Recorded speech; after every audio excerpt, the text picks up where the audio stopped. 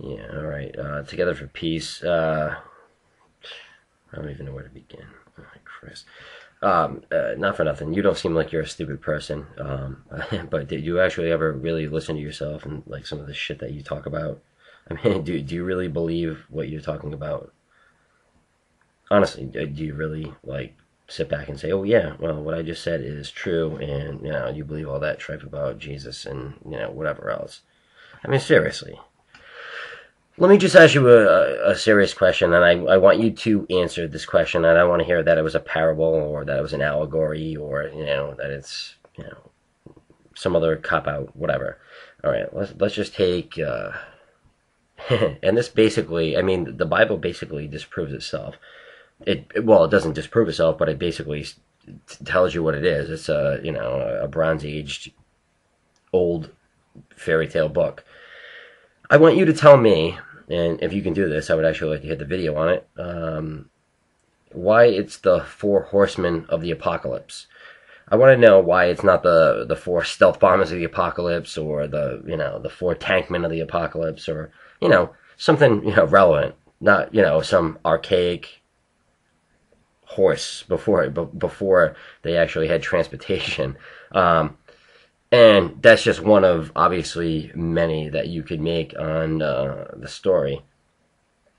But yeah, I want to know why in the future when the apocalypse does happen, according to the Bible, why it's going to be four guys on horses instead of four guys in tanks or four guys in airplanes or something that is somewhat relevant. It could be four guys on hang gliders or four guys on, whatever else.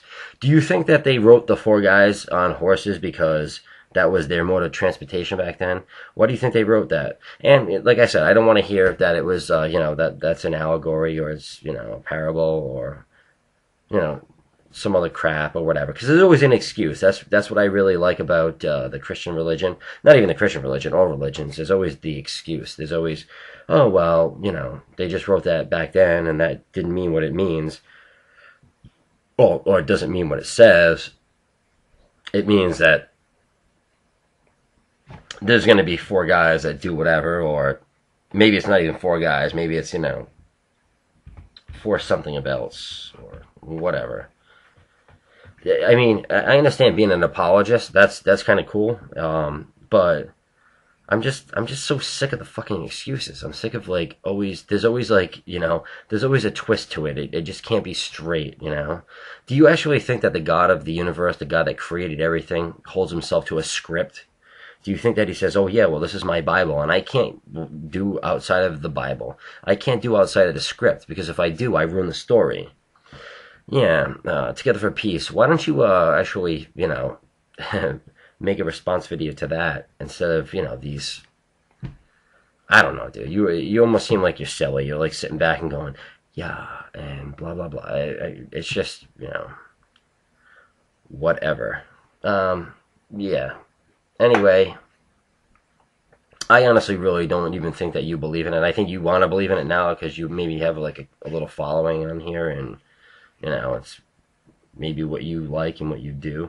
But seriously, I mean, do you really believe that the God that created everything, created the universe, created the stars and planets and everything else that you can imagine, put what he's going to do down in a script? And if he doesn't follow it, then then why should you follow it?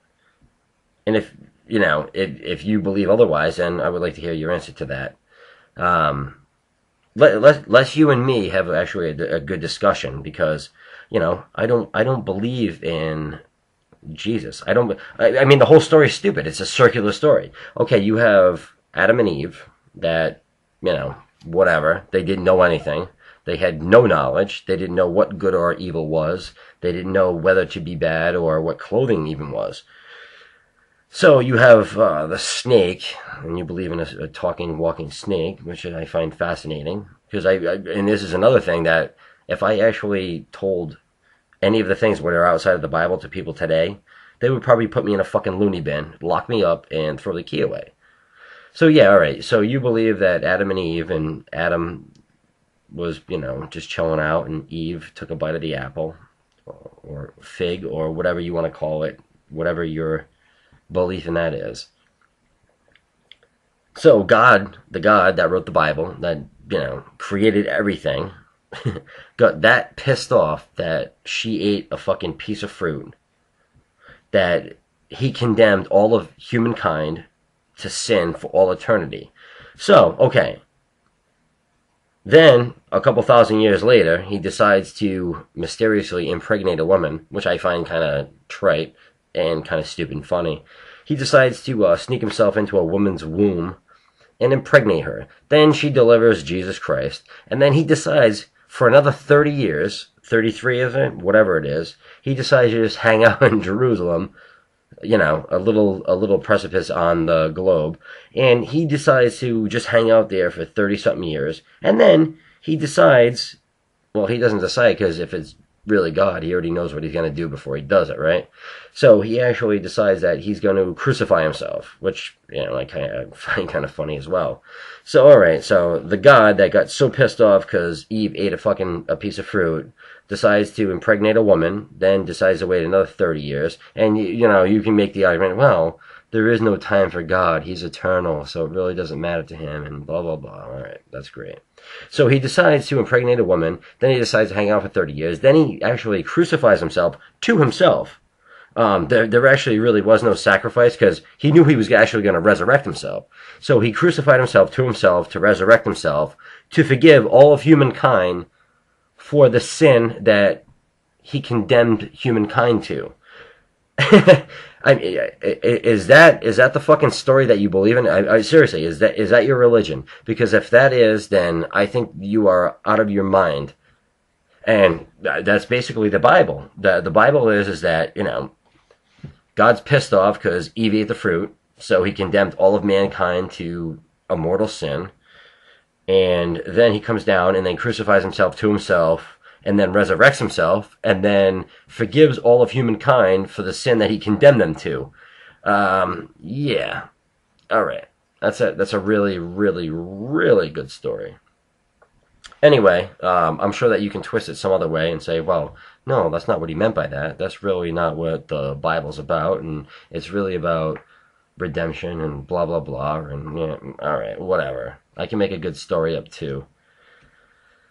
Yeah, so anyway, I hope you're doing well. I do enjoy watching your videos, but, yeah, I mean, if you really do believe in that story, then I actually question your integrity and your intelligence. I just kind of find it ridiculous. And I think actually anybody with a second-grade education should find that story ridiculous. I actually don't even believe that there's so many people that follow it. Yeah, so besides giving me, well, that's not what it means, and, this is just a parable or an allegory or, some type of twist on it, because, like I said, there's always a twist. Yeah, I'd like to hear your argument on that. Anyway, I hope you're well, and until next time, think hard.